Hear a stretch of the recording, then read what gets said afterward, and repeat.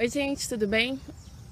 Esse vídeo que a gente está fazendo é para falar um pouco sobre autoria no YouTube e como que é possível perceber essa noção de autor dentro do espaço do YouTube. Eu sei que é um pouco difícil assim de falar, mas a gente vai explicando um pouquinho mais.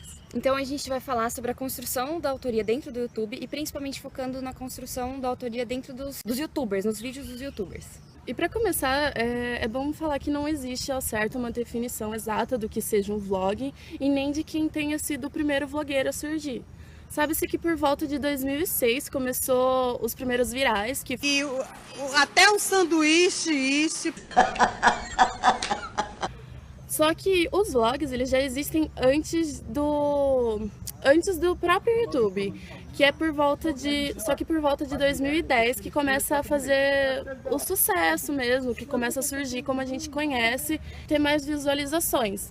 E que é a partir daí que o termo YouTuber vai surgir. Então, e aí os primeiros YouTubers que ficaram mais conhecidos, que são conhecidos assim até hoje, o PC Siqueira, o Felipe Neto e a Kéfera. E eles serão os nossos exemplos que a gente sempre vai usar aqui durante esse vídeo para tentar explicar um pouco sobre essa noção de autoria, o que é autoria, essa legitimidade e tal. E também disso, e para isso, para a gente fazer essa análise, a gente vai usar alguns conceitos da análise do discurso, que é uma área de estudos da linguagem.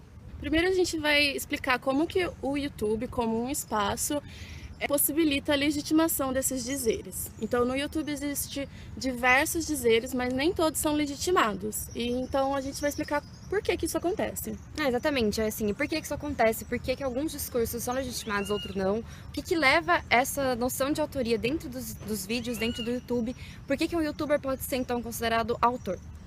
E o ponto de vista que a gente vai tratar é o da linguagem. Então a gente vai falar como que é a relação da linguagem com a história, com o âmbito social e o contexto e as condições de produção.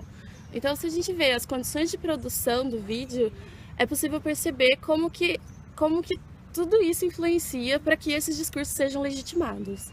Exatamente. Aí, por exemplo, quando a gente fala o nome Kéfera, a gente já sabe toda essa questão de unidade, assim, quem ela é, o que ela fala, quais são os conteúdos dos vídeos dela. O mesmo acontece quando a gente pensa no Felipe Neto, PC Siqueira, na Juju, em vários outros vlogueiros. E aí uma das características do YouTube que permite essa unidade deles é a inscrição no canal.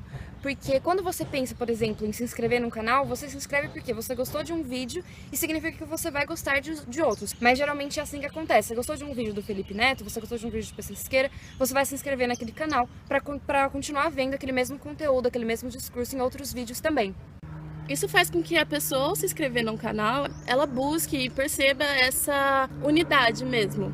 E tanto a pessoa que faz os vlogs, ela tenta manter essa linearidade. Tanto que, tipo, não vai ter muita diferença de um vídeo para o outro. Ele vai tentar buscar manter algumas características para formar essa unidade do autor. O próprio Felipe Neto, ele fala no seu livro que quando ele acrescentou essa fala aqui... Assista meu último vídeo, se inscreve aqui no canal, tem vídeo novo toda terça e sexta e acompanha meu Snapchat. Ele percebeu que um vídeo impulsionava o outro, então ele falava para as pessoas verem o vídeo dele e conforme as pessoas iam vendo um vídeo, depois buscavam outro vídeo, então se um vídeo viralizava, aumentava as visualizações do próximo. Outra característica do YouTube que também possibilita essa legitimação do discurso é a questão da centralização dos vídeos.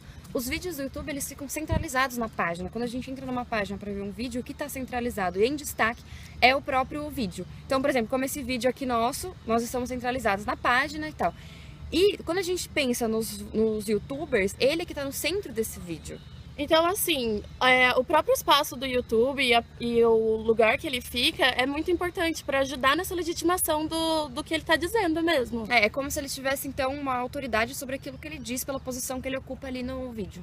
Além disso, os vlogs eles também funcionam como um retrato do eu.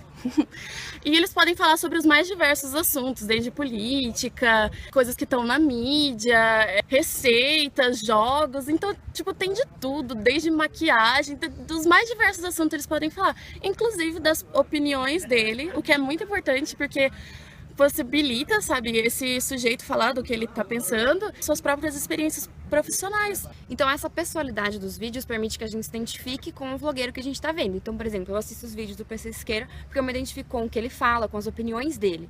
E além disso, tem uma outra questão, que é pelo fato do vlog ser gravado assim, desse jeito, como um retrato, Por exemplo, aqui agora, vocês conseguem ver quem sou eu, o que eu tô falando, como eu falo, quais são minhas expressões. Essa questão permite que a gente identifique o vlogueiro e diferencie ele dos outros. Não só, então, pela opinião dele, pelo que ele fala, mas também pela imagem e pelo retrato que ele passa. A gente pode pensar na legitimidade dos vlogs, é a própria questão de produção. Não, exatamente. Tem que pensar no roteiro antes, no que vai falar, como que vai escrever, como que vai falar, como que vai ser a edição, se vai ser corte seco, se vai ser uma transição lenta, qual é o conteúdo dos vídeos, o que vai falar. Então é toda uma questão de trabalho que tem que ter para pensar na produção desses vídeos. Isso faz com que quem grava o vídeo do YouTube droga, faz o corte seco aqui. E todo esse processo de produção de um vlog possibilita considerar o youtuber como uma profissão. Parece absurdo, mas pessoas como Kéfera, PC Siqueira e Felipe Neto, eles estão ganhando dinheiro para produzir os vídeos. Além disso, a própria plataforma do YouTube tem características específicas que permitem essa noção de ser um trabalho mesmo. O YouTube ele tem a Escola de Criação de Conteúdos do YouTube, que é um espaço dentro do site em que eles dão cursos sobre como ser um youtuber, como produzir o conteúdo próprio, como ganhar dinheiro com isso. E esses cursos ele tem até aulas presenciais, e uma das escolas fica aqui em São Paulo. E fora esses cursos que a Paula falou, o próprio espaço do YouTube, ele tem um peso na legitimação e na noção de autoria. Então, por exemplo, a tela está aqui e tem vídeos semelhantes ao assunto ou semelhantes à pessoa que está gravando, a possibilidade de curtir ou não curtir o vídeo, ou de comentar, se inscrever no canal, tudo isso ajuda. E além disso, o YouTube ele tem aquela questão de você ter playlist e ter os canais, que isso dá uma sensação de arquivar aqueles dizeres e aquelas interpretações. Então não é como se aquilo se perdesse numa linha do tempo, tudo está arquivado e é muito fácil de acessar quando você vai procurar aquilo no site. Junto com o YouTube, mais a identificação de quem fala e o que essa pessoa está dizendo, mais as mudanças tecnológicas, tudo isso junto, ela ajuda na legitimação desse dizer. E esse dizer, sendo legitimado, ele é usado pelos outros meios, como revistas, propagandas, livros. Olha o tanto de livro de youtuber que tem agora. Por quê? Porque ele se forma, o youtuber ele se forma como uma unidade.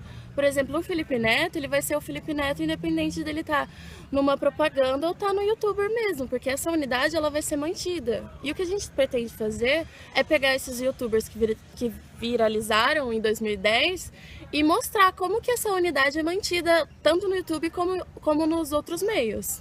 Então é bem isso que a Deise falou, essa questão da unidade que a gente pensa dos youtubers. Por exemplo, quando a gente pensa no PC Siqueira, a gente sempre vai pensar num cara que é vesgo, que usa xadrez, que vai falar sobre os problemas que eram considerados tabus ou ainda são por algumas pessoas, mas ele fala coisas como depressão, ateísmo, que são polêmicas, ele discute, ele dá sempre a opinião dele, que é considerada uma opinião um pouco forte. E essa questão da unidade do PC Siqueira, ela se mantém não só em todos os vlogs que ele faz, no YouTube dele inteiro, como também quando ele faz o livro dele, quando ele faz as propagandas, os comerciais, quando ele teve aquele programa na MTV, todos esses âmbitos, essas plataformas, ele manteve essa unidade PC Siqueira. E esse trecho que está aparecendo para vocês, ele meio que comprova isso. Ainda assim, os assuntos polêmicos, eles se mantêm. Esse trecho, ele é muito forte e ele fala sobre isso. Ele deixa bem claro, assim, essa unidade de PC Siqueira, dos assuntos que ele fala, de como ele fala, tudo que ele fala, essas críticas que ele faz à internet mesmo, aos próprios vlogs, enfim, essa unidade dele se manteve desde os vídeos do YouTube até livros, propagandas e o programa dele na MTV. Eu sou o PC Siqueira, eu fazia vídeo no meu quarto, olha, fazia isso aqui. Tipo, eu não consigo assoviar. Com certeza escreve separado. Então é por isso que eu acho que a humanidade deveria acabar. Só que agora eu faço a mesma coisa na MTV. Então, só que a diferença é que eu não tô no meu quarto, eu tô no meu fundo infinito do inferno. O mesmo acontece com o Felipe Neto. A gente sempre lembra daquele cara que tá falando mal de um monte de coisa, que usa preto, óculos escuros. Então, é sempre essa imagem que vem. Continua seguindo esse padrão, tanto para os outros ambientes que ele foi, os programas ou propagandas que ele fez, ele continua sendo essa unidade. Inclusive, no livro dele, aparece essa unidade, o que parece totalmente sem querer, porque o intuito do livro dele é mais falar sobre o surgimento dos vlogs e como que a vida dele foi acontecendo, como que ele foi parar no YouTube. Só que mesmo assim aparece ele lá falando mal, então tipo, não tem como aparece essa unidade. E quando ele fez também, por exemplo, aquele programa no Multishow dele, que é o Até Que Faz Sentido, que faz a brincadeira com o nome do vlog dele, ele continuou sendo ele mesmo, tendo as mesmas características, os mesmos posicionamentos, os mesmos trejeitos de falar, as expressões. E quando ele faz comercial e no livro dele, inclusive, a editora optou por não fazer muitas edições no livro, manter quase que o original do que ele tinha escrito, para não perder essa unidade. Isso e, por exemplo, a gente vai mostrar essa imagem aqui e dá pra perceber que se mantém a linguagem, o modo que eles marcam o capítulo, dá pra perceber que eles tentam mesmo manter essa unidade do autor, que é o Felipe Neto. E o nosso último exemplo, a gente vai falar um pouco da Kéfera, que talvez seja uma das youtubers assim, que hoje está fazendo mais sucesso. Agora ela tá com mais de 7 milhões de inscritos, então ela assim... É um destaque bem grande. Kéfera, ela é bem marcada, a unidade do eu dela é bem marcada pelo humor. E é engraçado você pensar nisso, porque quando se pensa no humor feito por uma mulher, tem certos conceitos ou preconceitos, né? Estereótipos que são marcados. E ela vem meio que pra quebrar isso, e ela joga tudo que ela pensa de um jeito engraçado, fala palavrão. Então essa unidade do humor, ela é muito marcada na unidade do eu Kéfera. E isso se apresenta assim nos filmes que ela tá fazendo, nos programas, nas propagandas. No filme É Fada, que ela fez recentemente, ela é uma personagem assim super engraçada, extrovertida. Por exemplo, é a Verônica. Você acha que ela não peida, que ela não tem CC, que ela não coça o umbigo e cheira? E essa unidade dela, assim, esse eu Kéfera, essa persona Kéfera, ela é tão marcada, tão forte que quando ela fez um filme agora recente, que chama O Amor de Catarina, ela fez ela saiu dessa unidade, ela fez um papel de uma mulher de dramática que sofre, que o marido dela traiu ela. E aí quando esse filme saiu, quase não fez nenhum sucesso esse filme, as pessoas quase nem conhecem, porque, na verdade, os fãs da Kéfera, que fizeram muito público para esse filme É Fada, né, que ela atuou, que ela fez esse papel, porque nesse papel do Amor de Catarina, ela tem uma outra personalidade, né? Ela fez papel de atriz mesmo. Porque por ela ser uma pessoa que é marcada pelo humor, ao fazer um papel que ela tá sendo uma personagem do drama, uma mulher que é traída, então ela assim, é bem uma coisa destoante do que as pessoas estão acostumadas. Ela só sofre, né? Só sofre no filme, ela não faz nenhum tipo de humor, não fala palavrão. Ela fez papel de atriz mesmo, né? Foi uma atriz nesse filme. Ela sai desse personagem que as pessoas estão acostumadas, que é a Kéfera engraçada, que tá falando de, sei lá, arroto, por exemplo. Isso não tem nada a ver com a personagem que ela faz nesse filme. Os fãs dela não gostaram nem um pouco do filme, acharam que não, essa não é a Kéfera, não existe Kéfera sem humor, não existe Kéfera sem palavrão. Então existe essa questão do nome Kéfera, já tem essa função de autoria mesmo. Kéfera, ela é assim, ela é legitimada dessa forma. Se a Kéfera ela está de outra forma, ela não tem a mesma legitimação. Então as pessoas que legitimaram a Kéfera, elas não reconhecem a Kéfera sendo de outro jeito, senão marcada pelo humor. Então é isso, gente, é todo um contexto de produção e as condições de produção do YouTube que permitem essa legitimação do discurso e essa noção de autoria dentro desse espaço. Por eles serem autores no YouTube, que eles puderam ser autores nos livros. A gente vai encerrar o nosso vídeo e, não sei, tenta perguntar pro seu amigo se ele consegue ver o youtuber como um autor.